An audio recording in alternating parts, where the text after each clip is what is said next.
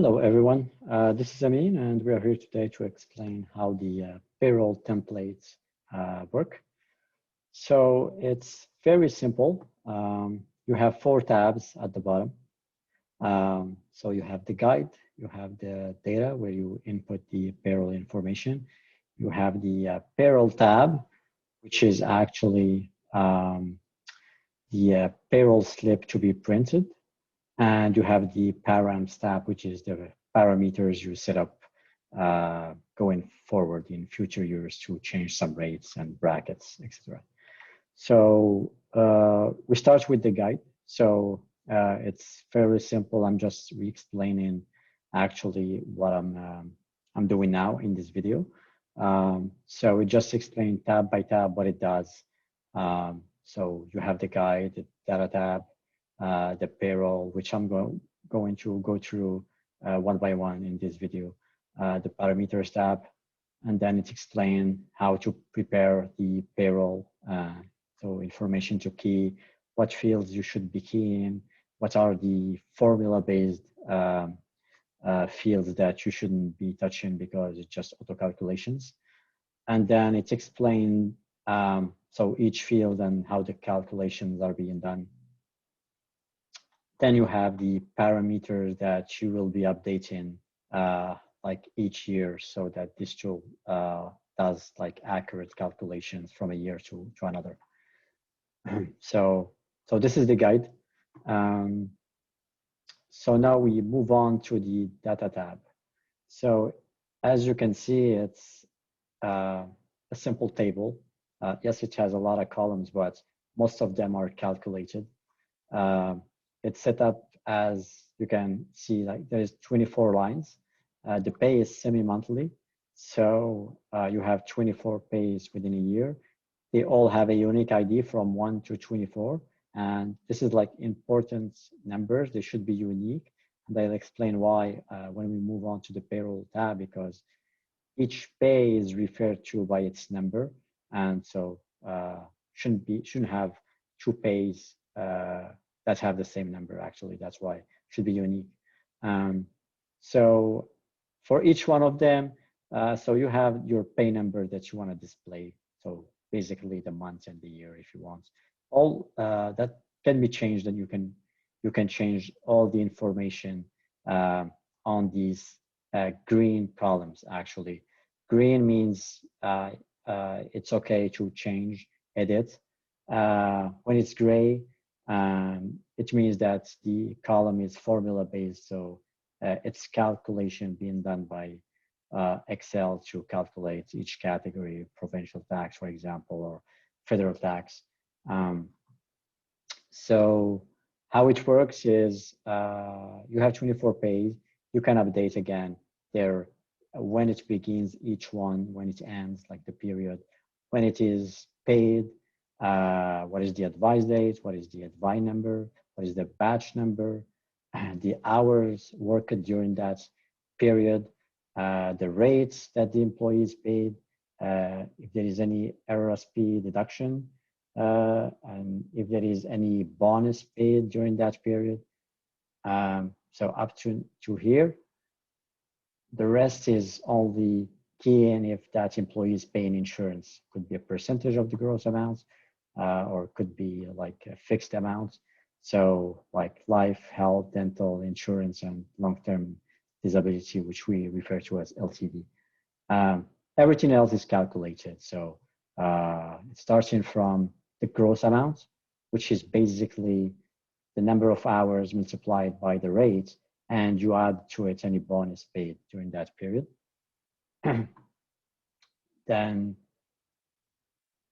aside from this, all you need to key is the insurances again, if there is any, and RSP deduction. Like if that employee again is having RSP deducted on each pay, you should add it here. And again, if he's being paid a bonus, you add it.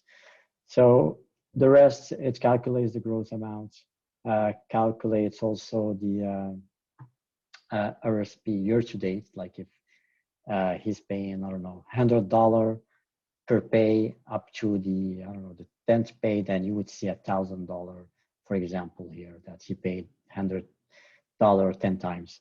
The bonus and what is the bonus paid up to now. So you can see an example here. He's got no bonus, but up to pay number 16, 3,000, then it will display 3,000 from there up to any bonus again he's been paid, and it's going to aggregate. The tool also calculates the federal and provincial taxes based on brackets that's in the parameters tab, which I'll show you. The rest is just federal tax again, year to date, it's just accumulations of these. And provincial tax, which is the same again, does calculate based on the brackets in the parameters. And then the provincial tax year to date is just being added up.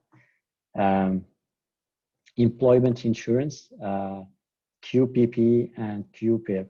These are all Quebec province deductions. So you have the, you can see the specific name. So you have employment insurance, you have the QPIP, which is Quebec Parental Insurance Plan, and you have the Quebec Pension Plan for the QPP.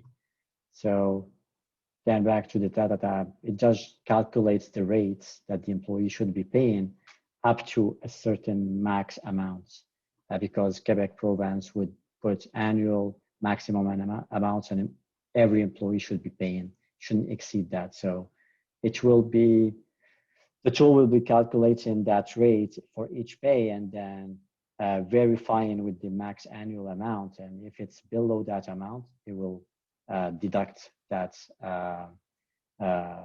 amount, insurance employment, here employment insurance, for example. If it's equal to the max amount, then employees shouldn't be paying anything moving forward. So it will start putting zeros actually, and not adding any amounts. So same here for the QPP, and again the QPIP. So if we can do a quick example, let's put in here hours, like this employee has worked all 24 pays all year, and you would see here calculation that employment insurance, so he's paying like a rate, and up to here he's no longer paying, because at this pay here, pay number 19, the tool calculated that employee, based on the last like the year-to-date employment insurance he paid on the previous pay, he should be paying only $21.56 to reach the max, which is, again, we go back here, $723 and $60. That's the maximum he should be paying for the year. So once he's close to reaching it, tools calculates, reaches the max. From there onward, that is, he's not paying anything. And you can see, because he has reached the max for all these pays now. And it's similar for the QPP and for the QPIP. So QPP, you can see the max is here. He reached, again, the same pay, number 19, 3776 and 10. Go here, this is here. And QPIP, it's 434.72. You can see he never reached that throughout the 24 pays. So that's why it's not, he's still paying up to the 24th pay. Again, tool calculating the year to date, again, aggregations, the QPP year to date, the employment insurance year to date. Then you have all the insurances year to date here. Then it's again the same thing. You key in insurance, life, health, etc., and these columns would calculate just the year-to-date numbers. The net pay is a simple calculation. Again, it's just gross amounts calculated, and it removes all deduction, like removes RSP, removes the bonus, removes the federal tax, provincial tax, insurance employment, QPIP, PP, QPIP, and again, all insurances one by one, and then you get the net pay. Last column is to calculate the net pay paid year to date for up to each payroll. So it's just aggregation of each net pay. So all this information in here is dynamically reflected on this payroll slip. So by dynamic, I mean there is a field in here that is hidden. It's cell L10. And you click on it and you will have a drop-down list where you can select the pay number. You can see it goes from 1 to 24. So if I go to the first one, you see that the period here is changing to, let's switch quickly to 5. So it's dynamically changed. So if I go back to period number 1 or pay number 1, so it starts January 1 and period ends January 15. That's what I have here. If I change and update all the information here in this line, it will be reflected in here again, based on what I have on that line. And everything on this tab or payroll slip is dynamically changing based on the pay ID you're gonna select. If I select, for example, let's pay 20, let's say the employee worked 100 hours. That's pay number 20. If I go to the payroll and I go to cell number L10, I select pay number 20, and you see here the number changed to 100. And all the information here is the information on that line of pay number 20. You can see the year-to-date paid, the gross amounts, the deductions, etc. So the net amount, everything defaults to that pay. Even the pay date is here, October 31st. You have it here, the advice date. So everything, the net pay is here, is the same as here. So everything is defaulting to that line. So all you have to do in here is basically select what pay you are gonna print for that employee. The hard data is keyed on this data tab.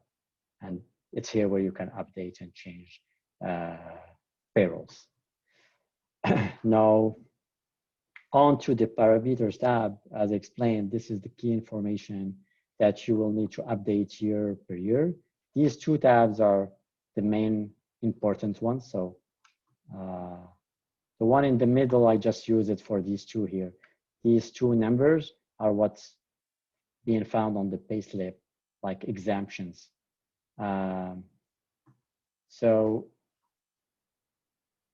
these max amounts to be paid per employee and the rates, actually not the area, sorry. So these two here are the important ones.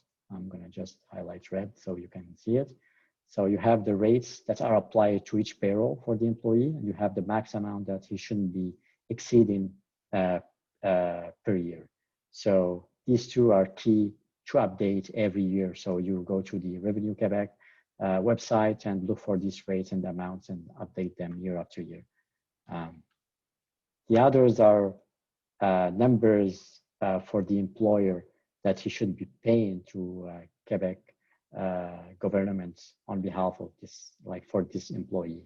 So there is rates for the employer and rates for the employee. So this is good information to have. So I felt I should add it here. The other table is simply the 2022 tax brackets, both federal and Quebec province taxes. So the tool, what it does is it calculates the annual income of that employee based on each payroll, like gross amounts, basically checking what is the annual income that employee should have, like based on calculation, and it will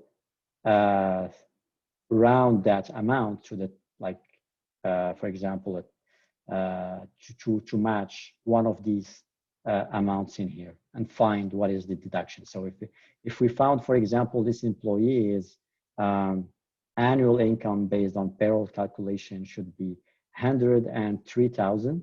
So the tool would go to the first one that's close to the 103,000. So this is the 100,000 one. So for federal government, it should be, employees should be paying this amount, but this is a year tax. So this divided by 24, and for provincial should be paying this divided by 24. This is Quebec one. And then you have a 3,000 that is not included here.